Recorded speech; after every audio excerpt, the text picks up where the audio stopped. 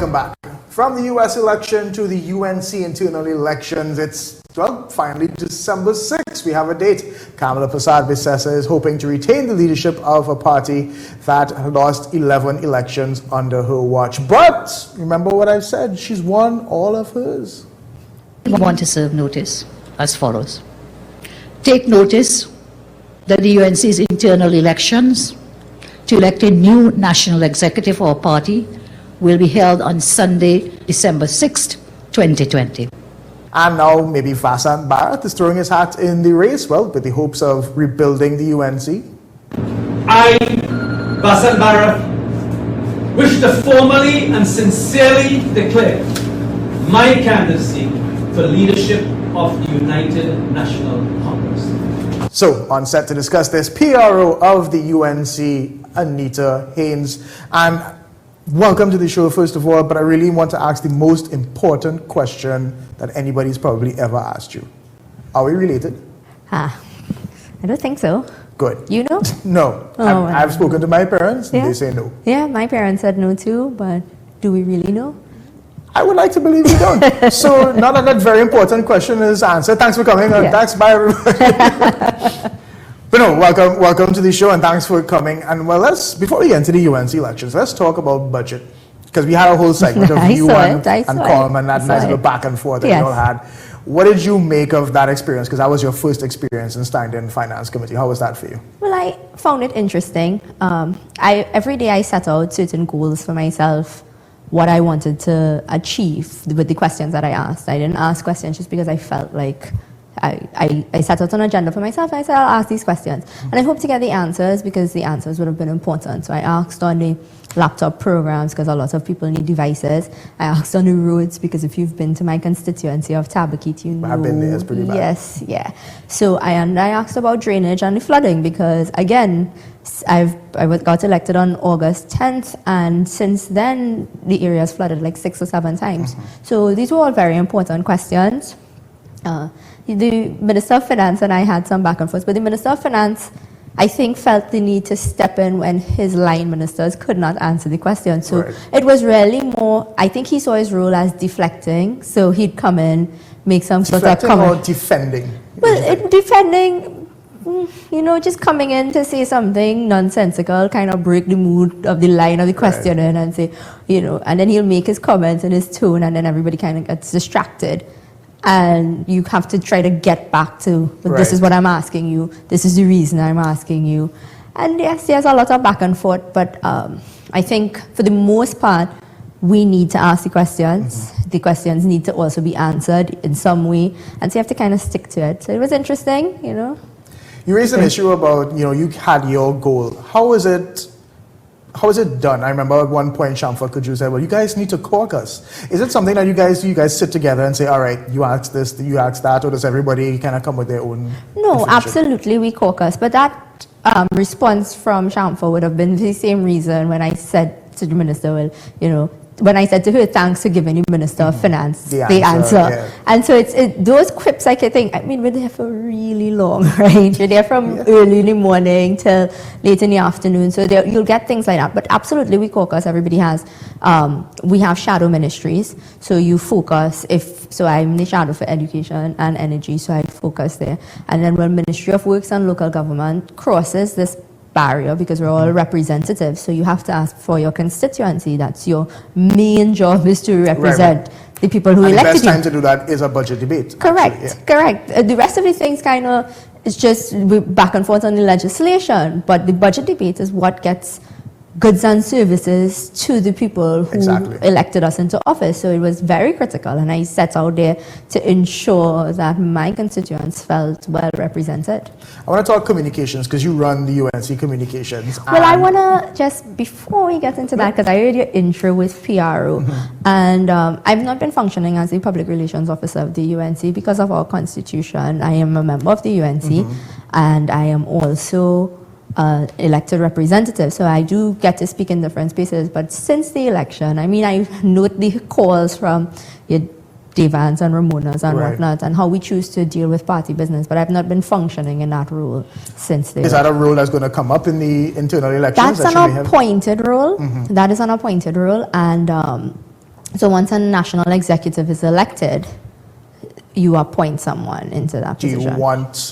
Do you want the job again? Well, that's the thing. The Constitution really does say that an elected member of the House of Representatives cannot function in that role. Cannot function in that role.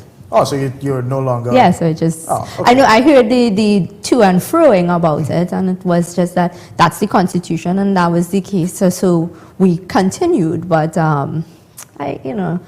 as with everything goes, people find things to make issues about. But we as a party, we have over 300,000 persons voted for us. Work must get done, and some of us have to get to work. That's true. We're going to get back to that line of questioning after the break. Stay with us. More Anita Haynes.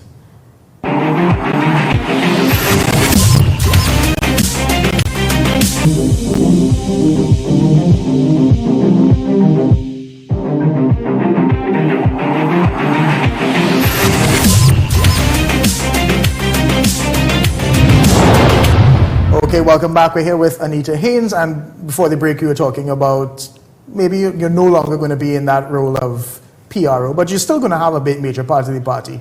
And I know your background is in political science and all of that, and a lot of what you may have learned is communication and all of that. The Prime Minister would have raised an issue on some of the catchphrases of the UNC. COVID didn't kill the economy.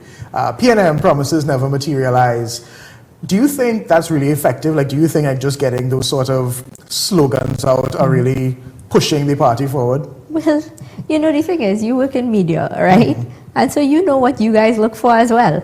I could speak for 45 minutes and make all sorts of very cogent, important points. That one catchy and thing then, is what? And then the guy next to me says something catchy, and there goes my contribution, right? And all my sources and hours of research. So yeah, I mean, it is a kind of give.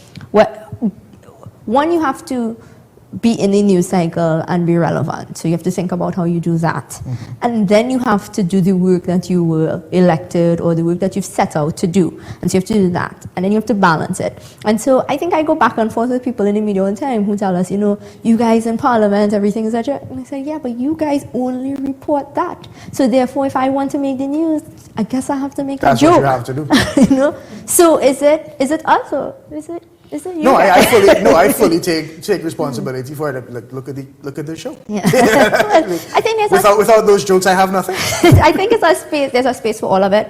I think my role in politics is a little different. Communications, everything aside. How do we get younger people interested in what is going on in politics outside of the bacchanal?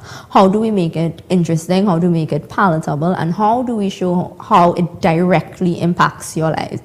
And that's how I see my space. The catchphrases and whatnot, they all come and go, but do we get people to pay attention? And that is how I see my role. I think that's the important thing. And I will say, I've noticed that you don't really play that line too much. No, you may throw in one or two, but you don't go down that road of this is the way, this is the party line.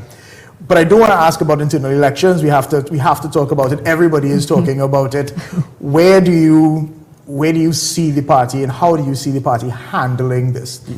Clean, clear, or dirty, dragged through the mud? Well, I, as a member of the UNC, will really hope that it goes clean and clear, because internal elections are an important part of the political landscape, and how it's handled is very important. But you can't speak for the individuals involved in how it goes. I can say this though. Mrs. Kamala Prasad-Bissaso said that we needed to move forward with a mix of experience, new ideas, and getting people to the decision-making table. That has seen a number of people who ordinarily were never involved in the political landscape of Trinidad getting in and forming some sort of space. Do I believe that needs to continue? Yes, we lost the general election. It didn't go as we wanted it to go. But you can't stop progress because you hit one hurdle. And so as we proceed to the internal election, that line of thinking has to continue, because we do have to break certain barriers in the political landscape in Trinidad. Interesting you say that, but there are people who are saying that every election the UNC is gaining ground. Yeah. But there seems to be one little, maybe an anchor or weight holding them back, and there are people who believe that is the political leader. What do you say to them? Well, I say, listen, we have to abandon this idea that every success is the leadership and every setback is the leadership. It's all of us have to work together to get to where we want to be. What kind of party do you envision? How do you see your influence in the political landscape? What are you contributing? Well, that matters to all of us, and it certainly matters to the constituents and the constituencies that we represent.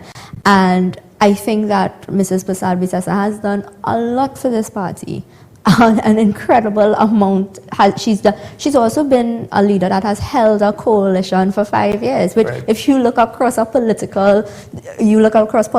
across the world, it is hard to do. Incredibly hard.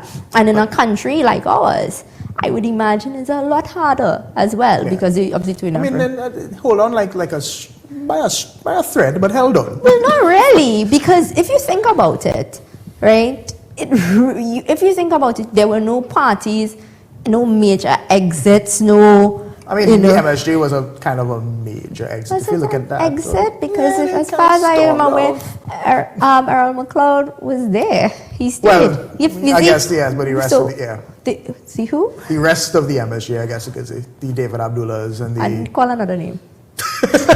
You're wicked. You're wicked. Final question: yes or no? You throwing your hat in the ring for anything? I haven't decided yet.